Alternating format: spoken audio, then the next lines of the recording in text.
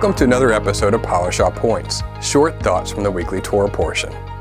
This week's Parashah Point comes from Beha'alotcha, which is Hebrew for when you set up, and it goes from Numbers 8:1 to Numbers 12:15. This Torah portion discusses the consecration of the Levites, the Passover at Sinai, the laws concerning the silver trumpets, the Israelites departing from Sinai, the Israelites grumbling in the wilderness, and the story about Miriam and Aaron speaking against Moses because of his wife. There's a lot we can talk about in this Torah portion. Today, we're going to talk about why Passover is a big deal. Numbers chapter 9. And Yahweh spoke to Moses in the wilderness of Sinai, in the first month of the second year after they had come out of the land of Egypt, saying, Let the people of Israel keep the Passover at its appointed time. On the 14th day of this month, at twilight, you shall keep it at its appointed time. According to all its statutes and all its rules, you shall keep it. So Moses told the people of Israel that they should keep the Passover. As we can see in this passage, this was the second year after Israel was delivered from slavery in Egypt. And God took it upon himself to command Moses directly to remind everyone to observe Passover. God is basically saying, Hey, Moses, it's been a year. Remember that very important memorial I told you all to observe? Well, it's coming up. Remind everyone again to keep it in accordance with all the instructions I previously gave. Why does God seemingly go out of his way to remind the people to keep Passover? Israel was already told that they were to keep Passover every year. This is like a wife telling her husband, Honey, don't forget, our anniversary is next week. The husband might reply, How can I forget? We celebrate it every year. The simple answer to this question is that Passover is a really big deal to God. This reminder in the scriptures is meant to emphasize the utmost importance of this festival. But why is it such a big deal?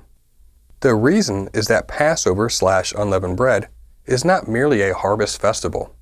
Again, like a wedding anniversary, this appointed time is a defining memorial for Israel and their relationship with God. The Exodus story, how God delivered Israel from slavery, is at the core of Israel's identity. That is why failing to observe certain aspects of Passover comes with the punishment of being cut off from God's people. That is also why Passover has a fallback holiday a month later, as our Torah portion teaches us. Those who could not partake in eating the Passover sacrifice due to being ritually impure on the 14th day of the first month got a second chance to do so the next month. This makes Passover unique among all the other biblical holy days. Not only that, but as we read in the New Testament, Passover is clearly given as God's model of redemption for all time.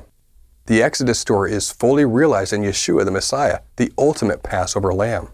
Just as God sent Moses to deliver Israel from the slavery in Egypt, God sent the Messiah to deliver us from the slavery of sin and death. So Passover is important ultimately because it reminds us who we are and who God is. God is our deliverer, our redeemer. Passover is not only a memorial of Israel's deliverance from Egypt, but our deliverance from sin and death. We were once slaves, but now we are free in Him. Therefore, we ought to live as free people, and that is defined for us as keeping God's commandments. Remember, the first of the 10 commandments, once again, includes a reminder of our deliverance from Egypt. Exodus chapter 20, verse 2. I am Yahweh your God, who brought you out of the land of Egypt, out of the house of slavery. So don't forget to keep the Passover. Thank you for joining us for another Parashah Point. We pray that you've been blessed by this teaching, and remember, continue to test everything. Shalom.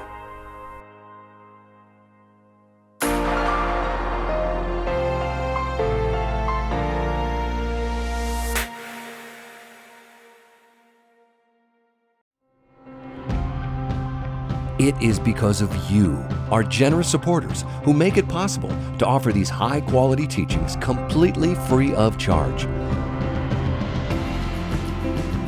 If you feel led to support 119 Ministries so that we can continue this effort, please visit testeverything.net and click on the Support 119 tab. Learn how you can partner with us to take the whole Word of God to the nations.